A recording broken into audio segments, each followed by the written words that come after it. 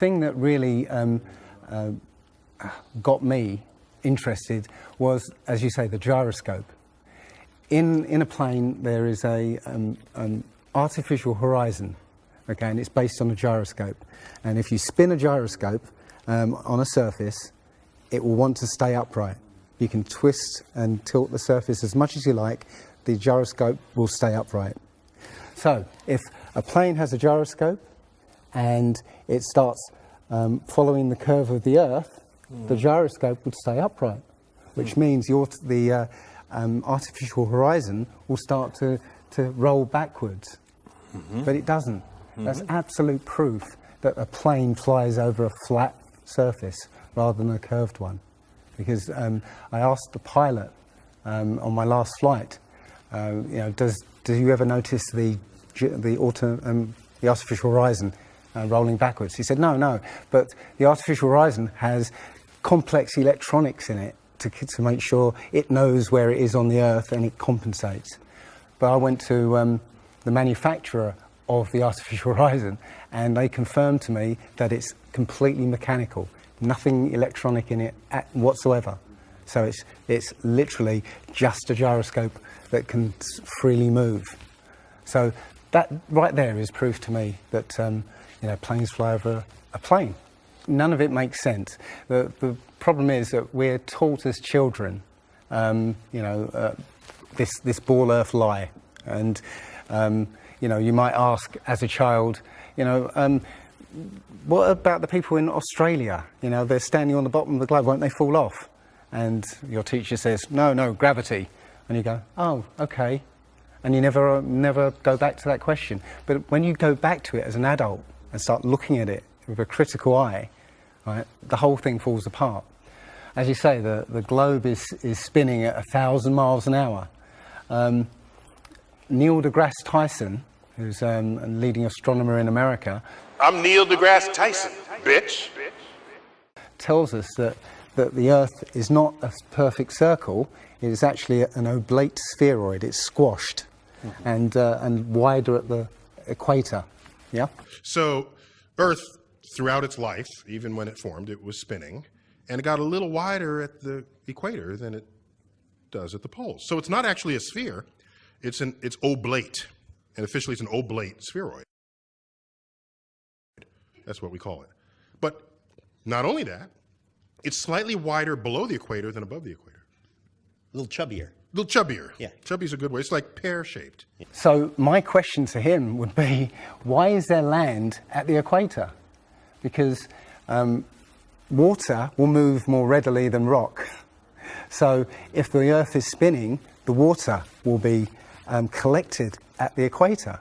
I mean, if you spin a wet tennis ball, okay, you spin a wet tennis ball, the water shoots off at the equator, essentially. So all the water will be gathered around the equator. So why is there land at the equator? Doesn't make any sense. The other thing that's about the spinning Earth is looking at the stars. Now, directly above the axis of spin is the pole star, Polaris, okay, directly over the North Pole. And we're told that the reason that all the stars spin around the North Star is because the Earth is spinning at 1,000 miles an hour. Okay, seems to make sense because if you put a long exposure camera pointing at the North Star, you'll see the stars will make perfect circles around, perfect star trails. The only problem is the Earth is also orbiting the Sun at 67,000 miles an hour. Okay, the Sun is moving, dragging the Earth and all the planets up that way or that way at 600,000 miles an hour. So why do we see perfect circles? Because that's the slowest speed, that's slowest motion in that mix. And yet the Earth is moving 67 times faster that way and 600 times faster that way. So you should see the stars do all sorts of strange motions, but you don't. You only see them make these perfect circles. that tells me that it's the stars that are moving, not the Earth. The thing is, what the scientists will give you is calculations and and theories why that happens. But we have experience. We see things and they either make sense or they don't make sense. What the scientists do is substitute our common sense and our intuition for calculations and theory, and we're supposed to believe the calculations rather than what we experience ourselves. There was a famous experiment back in the 1800s in England called the Bedford Levels experiment. Now, the Bedford Levels is a canal that is perfectly straight for 6 miles. Okay, so what a chap called Samuel Rowbottom did was he took a telescope, put it in the water about 8 inches above the water, and he had a friend, in a rowboat with a flag on the back, row all the way to the other end, and he was able to see the flag on the back of the rowboat the whole distance. Now, according to spherical trigonometry, the curve of the Earth is 8 inches per mile squared. So over 5 miles, that's 5 times 5, 25, times 8, which is 200, works out, that's 200 inches, which works out at 16 feet. That means the boat should have been 16 feet below the horizon. He shouldn't have been able to see the boat. Now, the scientists will say, oh, refraction and this and light bending around the Earth and stuff. But the fact is, it's perfectly flat. And he in his book, he puts forward many arguments that show that, or many experiments that show the Earth is always perfectly flat. They say that you see the mast, go down last. It's literally just the way your vision works. Yeah, it's perspective and atmospherics basically. The limit of your vision is supposedly 3 miles. And then after 3 miles, you're supposed to see the boat start to go over the horizon. It's funny that Neil deGrasse Tyson again says that, explains that you can't see the curvature of the Earth from a plane. He says this, you can't see the curvature of the Earth from a plane because you're not high enough. The Earth is so big that you can't get high enough to see the curvature. Yet, you can apparently see a boat go over the curvature over the distance of 3 miles, which doesn't make sense. The thing is, when you look out and you see a boat start to go over the horizon, if you suddenly get a pair of binoculars and look, it comes back again. And once it goes out of the sight of your binoculars, if you get a telescope, it comes back again. It doesn't go over any curve of the horizon. What we found, many people have done experiments with very high-powered zoom cameras, and they've watched a boat sail out to sea, and they've just kept trained on this boat. And what they see is, after a very long distance, you see an atmospheric effect where the bottom of the boat disappears and and the top of the boat inverts, so you see a sort of mirror image. And that, with your eyesight, basically the bottom of the boat just melts into the horizon. One of the best examples of that is the Antwerp Notre Dame spire, which can be seen something like 240 kilometres away from the spire. So that should be over a mile below the horizon, and you can still see it. There's been a few famous examples just recently of a man who took a picture across the Great Lakes from Michigan and was able to see, I believe it's Chicago, which he shouldn't have been able to see. And the television station basically said it was a mirage.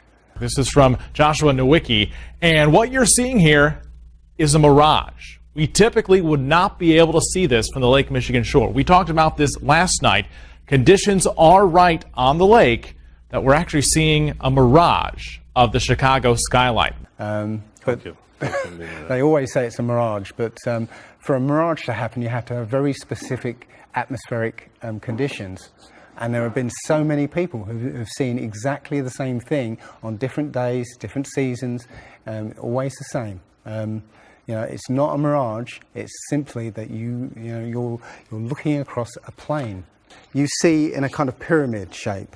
Yeah, you have a horizon at your eye level, and everything above the horizon will go down into the horizon. Yeah, everything below the horizon will seem to go up. Just like if you're in a long hallway, you'll see that the walls will start to move in, and the roof and the floor will start to move into the centre. Yeah, so literally between you and the object you're looking at, there's all sorts of things, sort of like waves going up and down, and while you can't see them, if they're beyond the limit of your sight, sometimes they can still obscure what you're looking at. But it's just because they're between you and it, and it's just the way. It's literally perspective.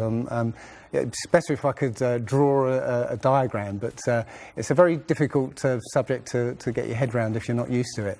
But it is perspective.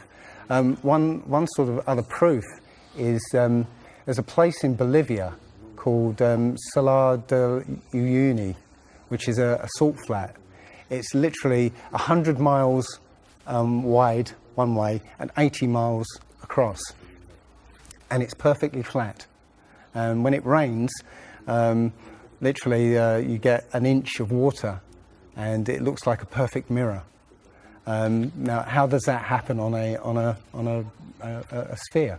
Yeah, it shows you that, you know, if you're one end of this salt flat, you can see perfectly clearly the other end 100 miles away.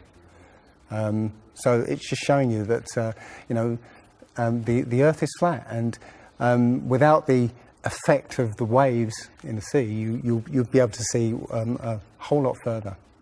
If you were to go to NASA and download one of their photos of the Earth in the moon's sky and put it in Photoshop, okay, drop the saturation and the levels down, you'll see that the Earth has been pasted in, because you'll see a rectangular box around the Earth. It's all fraud. It's all fake. Pretty much everything NASA puts out is fraudulent.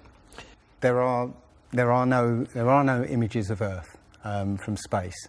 The only one that NASA actually claims is a photograph was from 1972, and it's the famous picture. It's got Africa sort of near the top, and it's the same picture they've been using for the last 40 or 50 years in every textbook. Every other image is what they call a composite. It's Photoshop. There was another layer to sort of simulate the atmosphere. And then there's this little bright spot. It's called the specular highlight. So it's the reflection of sunlight off of water. Those are the pieces, but you can't just slap them all together. It just didn't look realistic. It looks kind of flat, or the clouds are sort of too see-through. So I just hit Command Z a lot. There's artistry to creating the world. What I imagine it to be. Unfortunately, I'm not an astronaut. I've never been to space. But I've looked at these images over and over again, trying to sort of get the essence of it. It is photoshopped, but it's has to be. It is photoshopped, but it's has to be. It is photoshopped, but it's has to be. It is photoshopped, but it's has to be.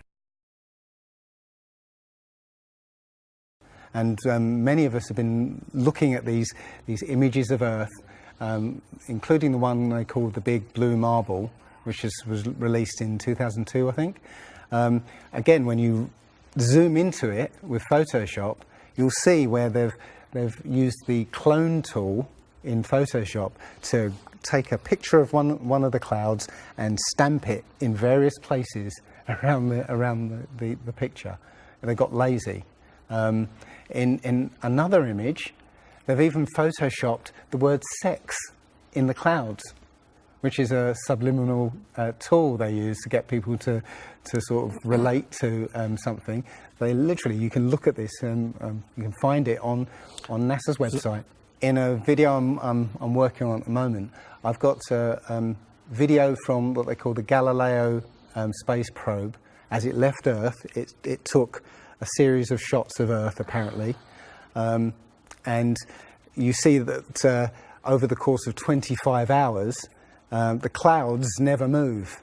Okay, Now, I happened to find some pictures of satellite pictures of Earth, and I noticed that in these separately taken satellite shots, the clouds were exactly the same as the ones in this Galileo shot. So it's a cloud map. It would be very simple indeed to just silence everybody, put an end to this topic once and for all, turn the Hubble round and show us Earth in real time, zooming in onto a place so that we can see what's happening at that place, and we know that there is something up there looking down on us from space. But they will not do it. They can't do it. It can't. It doesn't exist. It literally doesn't exist. When you go onto the plane tracking software, you'll see hundreds and hundreds of flights over the northern hemisphere, and you can track those flights from beginning to end. When you look at any flight in the southern hemisphere, what you'll find is the flight takes off and disappears off the tracking, usually about an hour after takeoff, and then later on will reappear an hour before landing.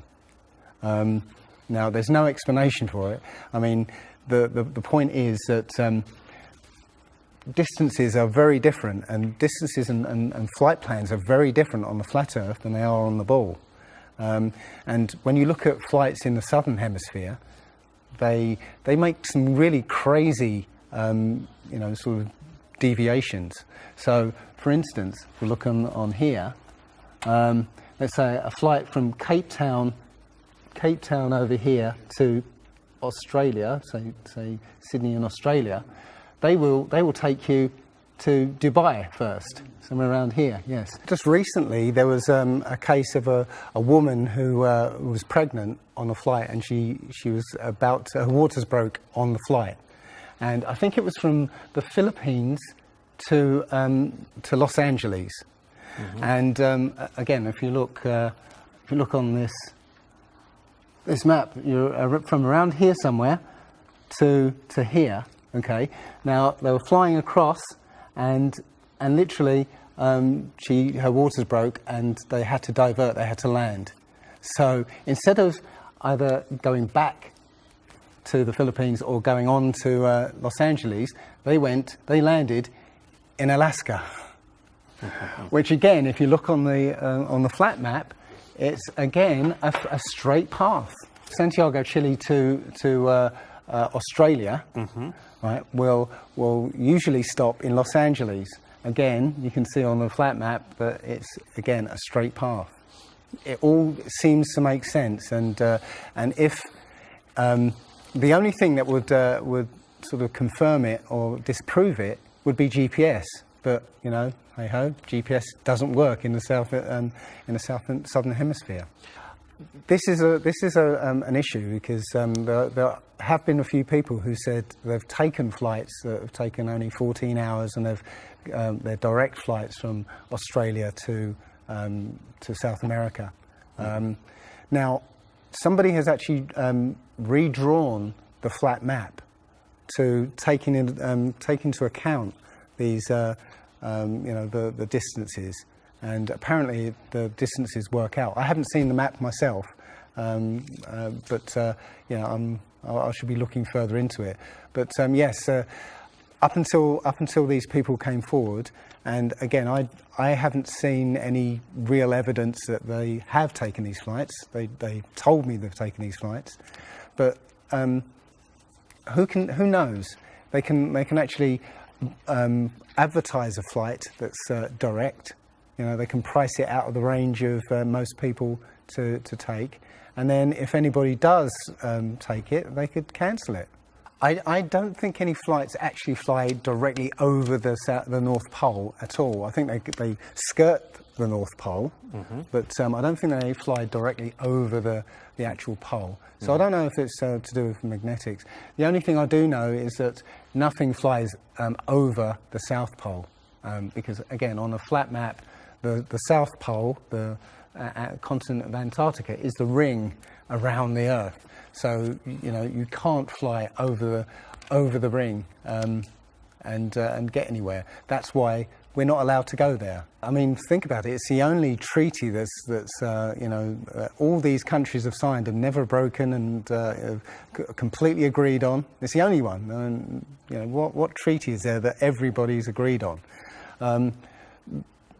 We're being kept away from it for a reason. They have some scientific bases there, and literally it's controlled by the military. If you try and go there by yourself, you will be sort of picked up and escorted back. There was a guy called Jarls Anderhoy who tried to take a mission to the Antarctica, and he was picked up and taken back by the military. It's a good reason, because they don't want you finding out what's beyond. Admiral Byrd he actually did four expeditions, and most of them were military expeditions with huge military groups. Thousands of people, planes, boats, the works. And yes, he confirms in an interview that he discovered a continent as big as the continental United States out there, that was with warm water lakes and mountains and everything, that was completely uninhabited. And he described it as the other side of the South Pole to Middle America. So on the globe, that means it would be somewhere in the Indian Ocean. There's a huge continent that nobody knows about. So yeah, there's more going on than meets the eye. The other thing is, after Admiral Byrd came back after his last expedition, Antarctica was sealed off, and both America and the Russians started firing nuclear missiles straight up. Now, in America, that was called Project Operation Fishbowl, and it came under something called Project Dominic. Well, Fishbowl makes sense, because it seems like Admiral Byrd found the edge of the dome, while he was out there. And as soon as he left there, they started firing missiles straight up, I believe, to try and test how far that dome went. If you look at the footage of these explosions, what you'll see is an explosion. Well, when a bomb goes off in midair, it's a fireball. It expands in all directions and mostly up. Okay. Now, if you look at these explosions on Operation Fishbowl, they explode outwards in a ring, which means it's exploding against something, because it can't rise with the heat. So it's exploding against something and exploding outwards. Okay, and the middle of the explosion, you'll see it glows, hot, and then it cools over time. So it looks to me like they were exploding against a dome. Now, I said it was Operation Fishbowl, obviously Fishbowl, but there's a chap called Rob Skiba who discovered that the Project Dominic, the word Dominic means of the Lord, Fishbowl of the Lord. So I believe they clearly know that we're in an enclosed system, and Admiral Byrd found the edge, and they've tested to see how far it goes up. They will also say that if a sniper is trying to hit something a great distance, a couple of miles away, they have to take into consideration the spinning of the Earth, because they say that as the bullet leaves the muzzle of the gun, it's now independent of the rotation of the Earth. So, the Earth will spin away from where the bullet, and you have to take that into account. They say that about artillery shells as well, but it's not true. If that was true, a sniper would have to spend ages and ages calculating how to make that shot, and they don't. They literally take into consideration the wind and the elevation, and they don't take the Coriolis effect into consideration at all. Also, planes. If that works for bullets, if bullets, as soon as they leave the Earth, they're now independent of the spin, then why doesn't it work for planes? There's a video on YouTube that actually tries to explain the Coriolis effect works by using the example of a paper plane. You have to throw it. If you throw it north, the Earth will spin and the plane will land sort of east. But if you take the idea of a real plane, a plane would have to aim north to go east in that case. But that's not what happens. And if that was the case as well, planes would have to land on runways that are moving. And that would be impossible. But how is it that you can take a flight from London to New York and it will take exactly the same time as a flight from New York to London? Yeah, one's with the spin of the planet and the other one's against it. So it doesn't make sense. They'll say that the whole atmosphere is moving, with the planet, but that doesn't make sense either, because the atmosphere, say it's that thick, the top layer of the atmosphere will be moving slow, and as further you get in, will be moving faster. How, if everything is moving like that, how do you get a light breeze that blows against the spin of the planet? How do you get a breeze that goes from north to south? It just doesn't make sense. And again, science will give you calculations and esoteric ideas, but you can go out and look for yourself, and you'll see what makes sense and what doesn't. The other thing is that we have senses to be able to sense acceleration. You get in a car and somebody puts their foot down, and you get thrown back in your seat. You can feel the acceleration. Yeah, you can feel changes, very minute changes of acceleration.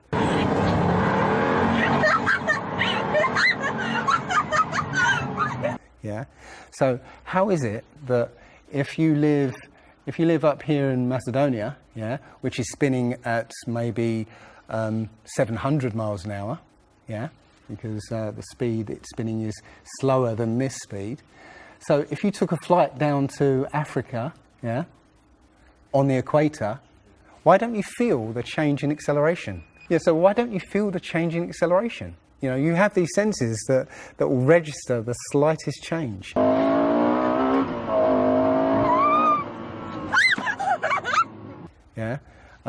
But you get off the plane there and you don't feel dizzy, because now you're moving a lot faster. So no, it doesn't make sense.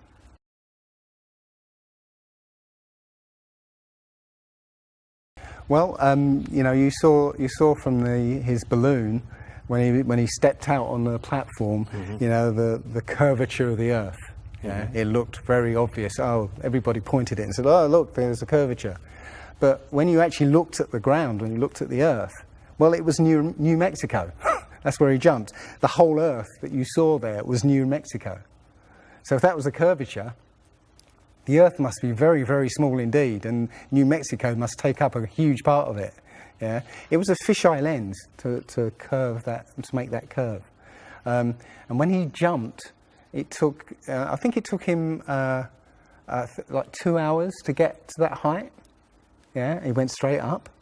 In that 2 hours, the Earth should have rotated away quite a distance.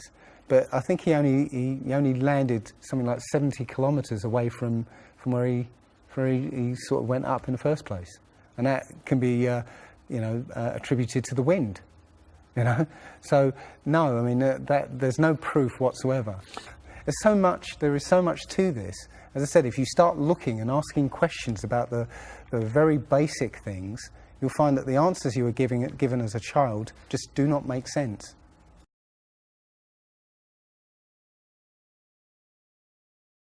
So the idea there is that it must be a globe, because the sun, if the sun's here, then it's got to be dark on the other side. Well, the thing about the sun is that we're told it's 93 million miles away. It's not. It's actually something around 3,000 miles away, and about 34 miles across. That might sound really crazy, but if you look at look out on a day that's got broken cloud, you'll see that the sun rays will come out at an angle. Most people have seen this. The rays come down at angles. If the sun was 93 million miles away, then all the light will be coming parallel. So if you imagine, there's no way to show 93 million miles, but something way, way over there, all the light that reaches this globe will be parallel. There's no way that light can come that far and spread out like that. Now, if you follow those light rays, you'll see exactly where the sun is. And as I said, it works out to be about 3,100 miles. Now, if that's the case, and the sun is circling over this flat plane, yeah, its light range is limited, so it's illuminating the part of the Earth it's like over at the moment. So, say over Europe, it might, or over South America there, it's over there. Well, Australia's going to be in the dark because the sun isn't going to throw enough light to illuminate Australia. Yeah. Now, most people say, well, I see the sun rise and set. How can that be if it's just going round in a circle? Well, that's perspective again.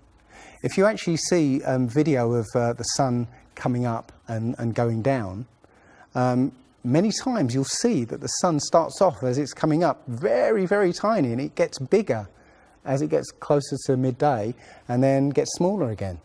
It's literally that effect of perspective, you know, with something's above you, like the ceiling in a hallway, yeah, as it goes further away,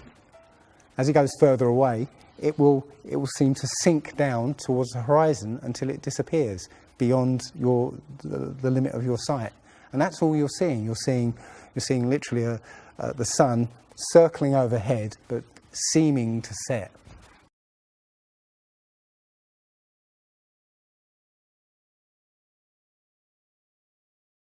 There was a team in California that launched a rocket 75 miles up.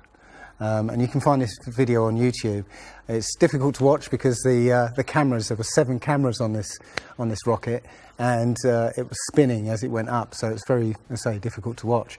But this chap, Refi, studied this video meticulously, looking for some kind of mistake or some kind of evidence, and he realized that he could see the moon. So he went online to a website called timeanddate.com, where it will show you graphically where the moon and sun is at any time on any day. And he did a bit of detective work to find out exactly when the rocket was fired, and found that the moon should have been on the other side of the planet, over Australia.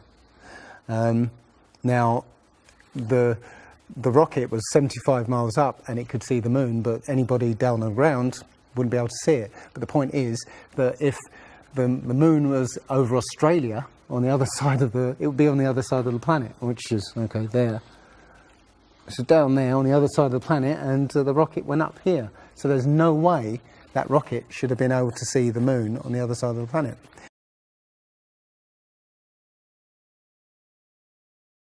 If you watch the trajectory of the space shuttle, it doesn't go straight up. It always goes in a curve and out to sea. The point is that they actually go horizontal. The space shuttle goes horizontal. It never goes any further up. It goes horizontal, very, very low down in the atmosphere, because it drops its external tank while it's still in the atmosphere. So, you know, it's still in the atmosphere while it's horizontal, so it never gets any higher, and it goes out of sight, not because it goes too high, because it goes too far downrange.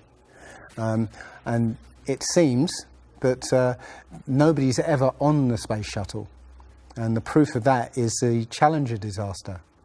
In, I believe it's 1986, the Challenger exploded just after takeoff and killed 7 astronauts. But it turns out that 6 of the astronauts are still alive, and most of them are using their original names. And you can find pictures of them.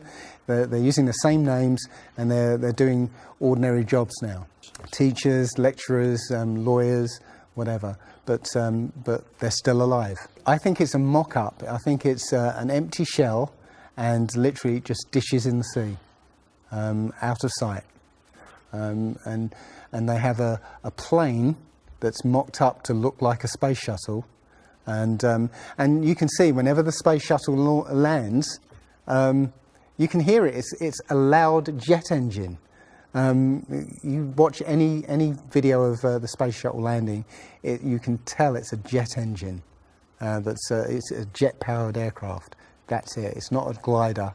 In my video, I show you a glider, how that seems, and then I show you the space shuttle. And yeah, it's not a glider. It's an aircraft. And that's what they're fooling us. They're taking billions of dollars in and giving us images and fake planes for that 10 billion, you know, however many billions of dollars it is. That you've got the external tank and the space shuttle. Yeah, it's like horizontal at this point, and then they drop the tank. Okay, now the space shuttle isn't powered at this point because the tank has all the fuel. Yes. Okay, so when the engine stops, the tank is dropped. Basically, the space shuttle and tank should follow the same path because neither of them are powered. They should both fall in the same way. Now, because the tank has all the fuel, those pods on the back of the space shuttle aren't fuel tanks. They have a very, very small amount of fuel in there for orbital maneuvering. But from this point, which again is still in the Earth's atmosphere, because the tank, you know, is falling there, it now has to go from there into orbit. They haven't got the fuel there to insert it into orbit.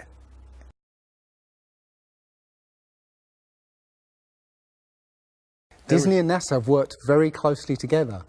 Disney worked with NASA on the moon project.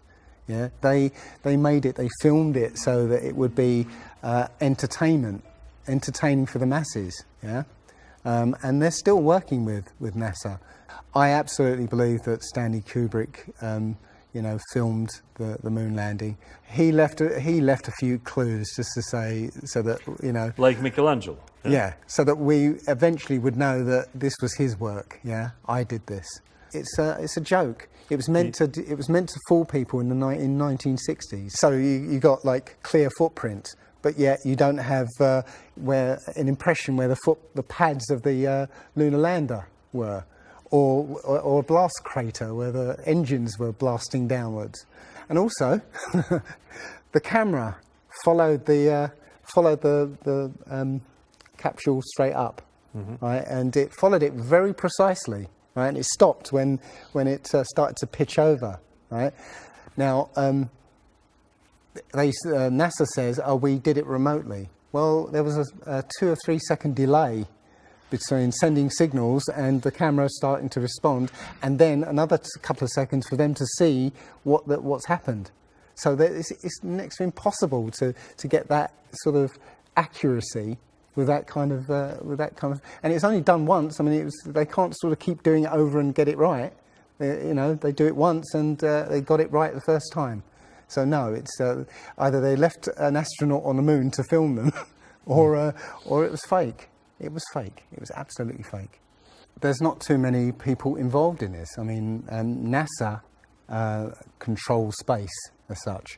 The other agencies, agencies have popped up, but literally it's a money-making scheme.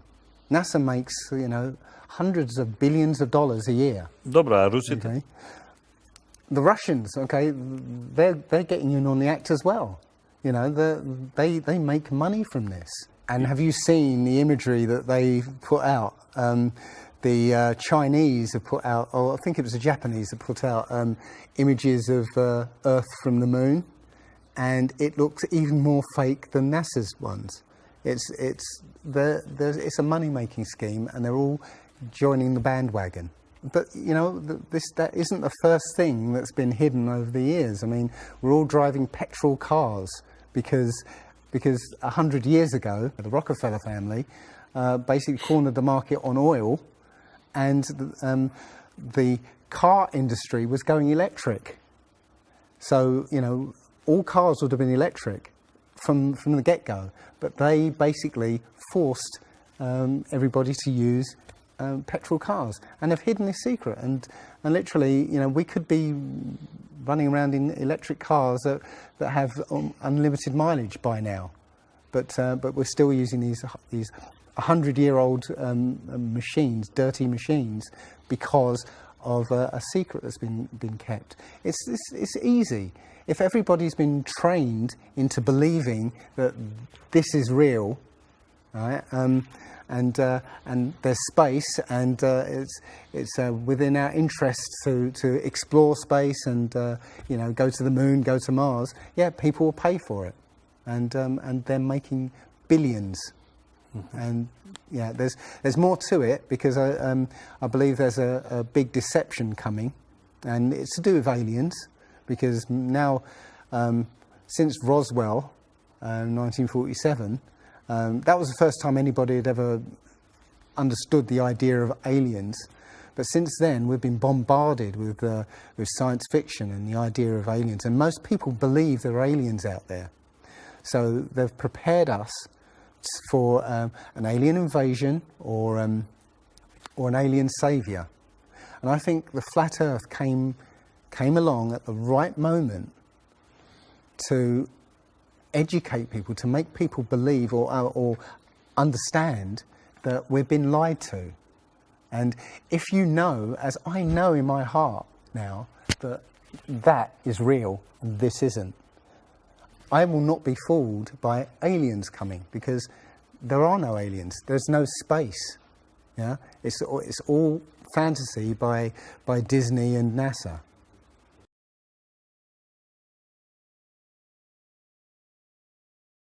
Well, the Bible has a very, very clear view of what this place is, and it matches that place more than it matches this. Okay, and what it says is the great deep is under it, just water. It's just deep water, and above the firmament is water. And you know, it says in Genesis that he separated the water below from the water above, and made a space, and then made dry land appear out of the water. So what's under the flat Earth? Well, it's water, and it just goes on. Again, I don't know for sure, because I've not been under there. I don't know what's past the outside of, or the you know, the first few hundred miles of Antarctica. But everything I've seen over the last year and a half tells me that is true and this isn't. And I'm starting to believe and trust my intuition about this.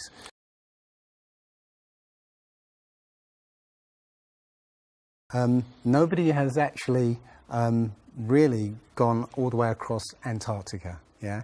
Now there are millionaires out there who could, you know, assemble the resources to make an expedition and completely, you know, go across and chart Antarctica and make a name for themselves, being the first person to do that. Yeah. But nobody ever does.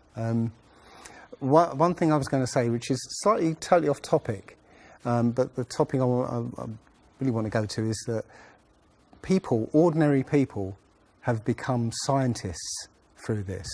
Okay, you know, the science community is ignoring a lot of the things that we're looking at, and so normal people are going out and doing experiments.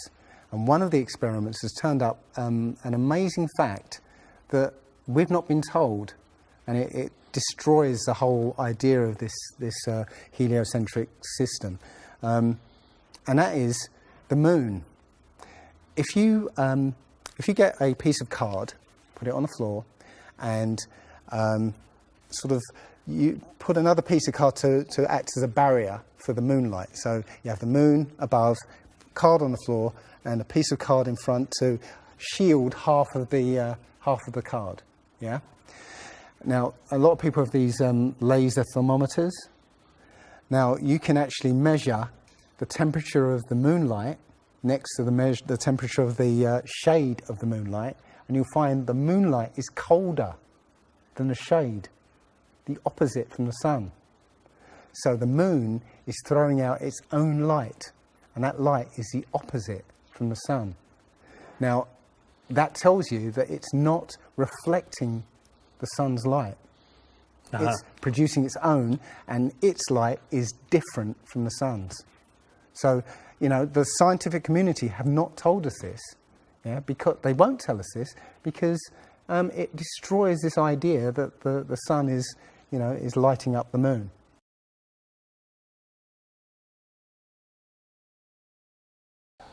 This world is very different from what most people think it is. There are very powerful people who essentially rule this world right now. And the ordinary person is a slave in this world. And slaves aren't educated. They're taught what they need to, or they need to know. That's it. They're not taught truth. They're taught what they need to know, and so you're taught enough so that you can, do the paperwork and operate the machinery, but you're not meant to know what's really going on, because that's the power they have over us. They know what's going on, how this world works. We don't, so they can control us. One of the things about slavery is the slaves weren't freed. They were never freed. When the 14th Amendment or 13th Amendment, I can't remember which one, actually made everybody a slave. If you're a citizen of a country, you're a slave. That's what a citizen is. So they literally extended the slavery to everybody and made it an open prison, and that's where everybody in the world lives now. We're slaves to very powerful masters. We don't see bars. No. Yeah? The bars are the borders of the country, right? You have to use a pass to get out, and they'll let you out if you show them your pass. Yeah, and sometimes they won't let you out. As I was coming here, I was lining up to go on the plane, and somebody in front of me was told, no, you can't fly. They found something in your bag, so you can't fly today. So, we have, as I said, we have natural rights to travel anywhere on this earth. We were born on this earth. We have the right to travel anywhere. But our masters have kept us in small, open prisons that you need to get permission to move around.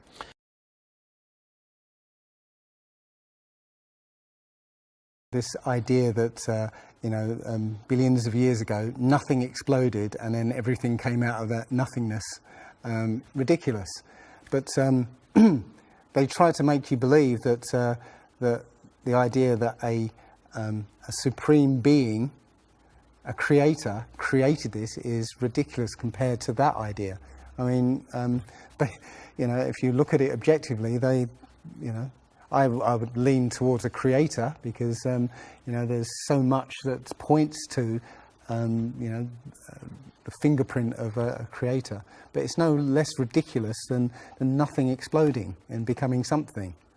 In my opinion, the Big Bang theory and the theory of evolution and the ball Earth theory are all interlinked, and they're all there to make us feel as though we're insignificant. We're small, tiny, miniature, unimportant pieces of slime crawling around on a speck of dust in an infinite universe. If that's true, and there's no purpose, there's no meaning to anything, then our owners can do whatever they want with us. Then, this is all accidental, so food can be genetically modified because it's imperfect. We can be modified because we're imperfect. If we realize that this is the universe, and complete universe. Yes, this system is is everything. Everything that NASA has put out is CGI, is fake. Okay, people say, I think you mentioned it. If you look out into the universe, you see that the moon is round, spherical, and the planets are spherical, and so why are we flat? Well, how do you know that the planets and the stars are spherical? You know, all you get is, if you look for a telescope, you see a flat disk. If you think you see a spherical shape there, well, it needs two eyes to resolve 3D. If you're looking for a telescope, you can't see anything in 3D. It's going to be flat anyway. So all you see is a flat blob of light. It's only NASA that's given you these beautiful pictures of so-called planets and stars. Yeah. So it's a fallacy to say, well, everything else out there is spherical, so we must be. You know, how this is special. You know, so why? It's like saying a basketball is round, so why isn't the court round? You know, it's a fallacy. So this idea of a ball Earth, theory of evolution, the Big Bang, is all about making us feel nothing, so that we can be used. If everybody realized how special we all are, how unique every single life is, then this whole world would change overnight. We wouldn't allow ourselves to be used by this cabal. We wouldn't allow this planet to be destroyed, because they're destroying it because, oh, it's just an accidental planet, one of millions. We've found other Earths. You know, eventually, if this one gets too messed up, we'll go to another one. No, this is it. So if we all realise that, then we wouldn't allow all these things that are going on. It's all about control. There are a small group of people who want to control the world, and because there's so many of us out there, you know, they can't control us directly. They can't, you know, this small group of people can't, you know, come round to all of us and control us directly. So they must use our own minds, our own hearts and minds against ourselves. And this is what they've done. They've educated us into this world, into this globe spinning, you know, heliocentric Big Bang evolution world, which makes us nothing.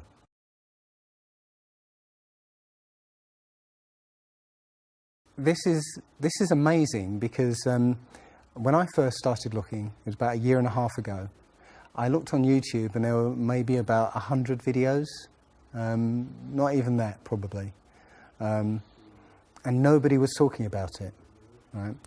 And then over 2015, it exploded. There are thousands and thousands and thousands of people looking at Flat Earth now. And what happens is that you'll watch something or read something, and something will strike a chord in your mind, and you'll think, yeah, I've always wondered that. And what will happen is you will start feverishly researching. I mean, what happened to me was, as soon as I got that, I spent every waking hour looking for things and testing things, and this seems to be replicated with thousands of people around the world who suddenly come into this. They start, you know, researching and getting a passion for this, because this is what I think, it's the truth. And we recognise the truth when we hear it. And we feel it. And this I believe, has come at the exact right time, so that we awaken to what's going on in the world. Nothing else. You know, 9/11 even hasn't awoken people, right, to this extent. You know, for me, I've been an atheist for 40 years. From the age of 13, you know, I didn't want anything to do with God and Bibles and whatever and religions. And now I know for a fact there is a creator. I've seen his fingerprint, you know, not just with the flat earth. Everything I've done in the last 5 or 10 years has led me to see that there is a creator now. And there's a great many people out there who have had exactly the same revelation as I have. And it is. I'm now following the commandments and trying to be the best human being that I can be, because I think it was a guy called Kent Hovind who said, there are only two possibilities. either there is a God or there isn't. And both of them are terrifying. Yeah. If there isn't a God, then nobody's in control. We're hurtling through space, and there's no plan, and there's no nothing, and that's terrifying. If there is a God, then we'd better find out who he is and what he wants and do exactly what he says. And it turns out that he gave us very specific instructions on how to live. And they're not rules as in laws that you must follow because or put you in prison if you don't. No, these are rules to live by, to make a harmonious world. Don't harm anyone, don't kill anybody, don't steal from people. Don't covet people's items. Don't lie. Don't lie. I mean, these things are written in our hearts anyway. Yeah, but we're in a society that that legalizes all of the 10 Commandments. The policemen and soldiers can kill. They're allowed to kill. Politicians can lie. They can lie. They're lying all the time. They're lying all the time. Police have been told that they are allowed to lie to try and get to catch somebody. Yeah, they're allowed to lie. Everything in the 10 Commandments is legalized in this society. That tells you who runs this society. Yeah. So yeah, this is a profound movement. I don't like using the word movement, but it's a profound shift in consciousness for people because, and like any other topic that's come out in the last few years, this one has made people realise that they've been lied to.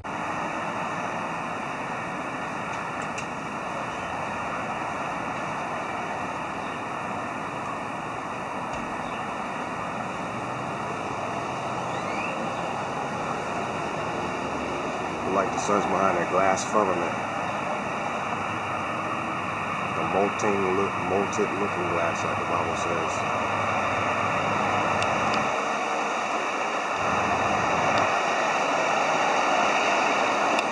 They're going up, and the astronaut thinks he's leveling off this way, going around, when in effect he's leveling off this way, and he goes around in a circle, like so. The farther out he goes, the less he sees of the Earth. He makes a bigger circle, he can make as big a circle as he likes, and which is in effect exactly the same as if he was going around the world this way and going out farther, he makes a larger orbit. Through time-lapse photography, the velocity of these clouds has been dramatically increased. While they were actually drifting over the mountains at approximately 27 miles per hour, they now have the appearance of moving at well over 100, 4 times their normal speed. If the clouds were stationary and the Earth was revolving underneath them, this is how it would appear if the Earth was spinning at 100 miles per hour. Yet we're told that the Earth is spinning at 10 times that speed. Consider this. Those who maintain that the Earth is a globe that spins suggest that people standing at the equator are being whirled around at approximately 1,000 miles an hour.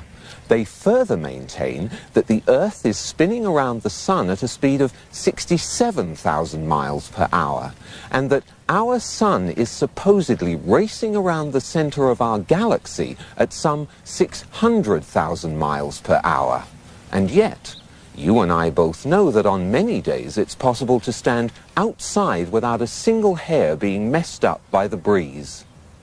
You put your hand outside a window of a car which is going even at 80 kilometers per hour, a terrific wind goes blasting by and pushes your hand back. Imagine putting your hand outside the window of a car that's going 1,600 kilometers per hour. We just take your hand right off. With a sphere of 4,000 miles radius being spun round once every 24 hours, a little bit of calculations will show that that person there is being spun round at about 1,000 miles an hour and doesn't know it. I mean, this is obvious nonsense. You go on a merry-go-round and it goes, I doubt, more than 10 miles an hour, and you get off all dizzy. You mean to tell me that people can be spun round at approximately 1,000 miles an hour and not know it? Why, if this is so, this whole room that we're in is supposedly being spun round at something of approximately that order of speed, and we don't know it. There's all kinds of evidence for the phenomenon of what's called continental drift. This means that the continents are able to move as if they're floating on a fluid. Now, if the Earth is spherical, and if it's spinning, anybody knows that if this is spinning very, very, very fast like that, that the continents should all be located at the equator, because centrifugal force would move the continents from the poles to the middle. One of the real big problems that maybe is a little bit easier to understand, sound doesn't travel nearly that fast. So, for example, if you're at the equator and you wanted to shout to warn somebody, it's quite possible they could never hear you, because if you're shouting, say the Earth was spinning in this direction, and you were shouting in that direction, the sound could never catch up to the person who's, of course, being carried away by the Earth. In October of 1929, Andrea again tried to focus the world's attention on the controversy by proving the notion the Earth spins to be absolute nonsense. It was reasoned that if a dirigible was to go aloft in England and hold itself perfectly static, then by the accepted theory the Earth should rotate underneath it and New York should come into view some 4 or 5 hours later. In fact, England was never lost from view. The dirigible eventually ran low on fuel and had to land. Andrea insisted she had made her point. But New York wasn't paying attention that day. The stock market crash monopolized the headlines then and for some time to come. Andrea had again been upstaged.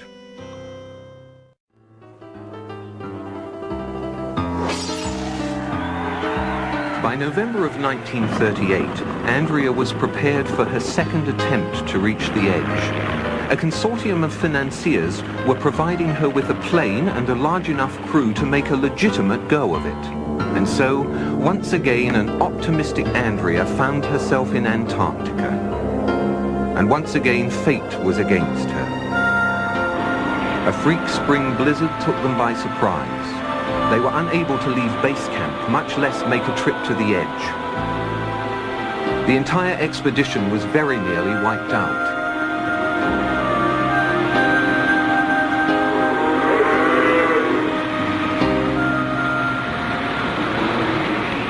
That was the last attempt Andrea made until 23 years later, when she set off alone by snowmobile in 1961. Until recently, that was the end of the story.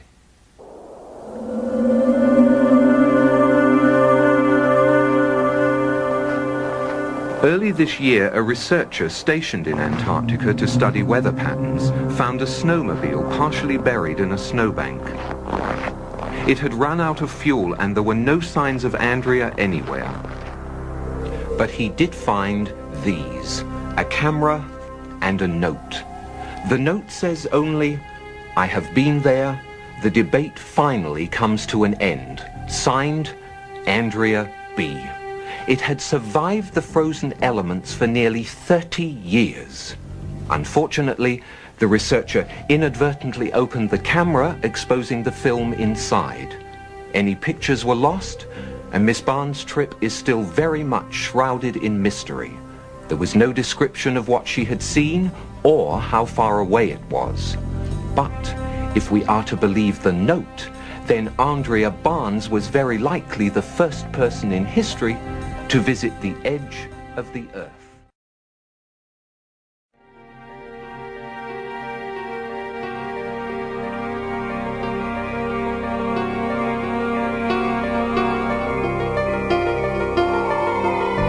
Now, what you don't know, you eliminate. And that's in my opinion, is what the globular Earth theorists have done. They've just eliminated what they didn't know. The more honest approach is the flat Earth approach, where you say, well, we don't know what's at the ends, but the ends are there. Little video of the sun and the moon, something rather strange. There's a bit of a flat horizon there. What you can see here, it's like the Andalusian Mediterranean, is the sun's fully in the sky. And also, the moon is fully in the sky. But we can't see all of the moon. Why is it not full? we're told in mainstream science that the sun's angle to the moon creates the phase. And the moon's completely lit by the sun. So why is that area of shade not lit? The whole sun can see the whole moon in the sky. So it doesn't make sense. I think people are looking into books and televisions more than looking with their eyes, maybe. Also, this phenomena we see, I mean, it pretty much proves the moon's, the sun's not 93 million miles away and the moon's not, 250,000 or something miles away. Or you get a completely different phenomena. They're both probably within 1,000 miles of the humans here on Earth. And no one looks up, really. People don't even look up at chemtrails. There we go, sun and moon in the sky. Both can see each other at a complete straight angle. And the moon's not full.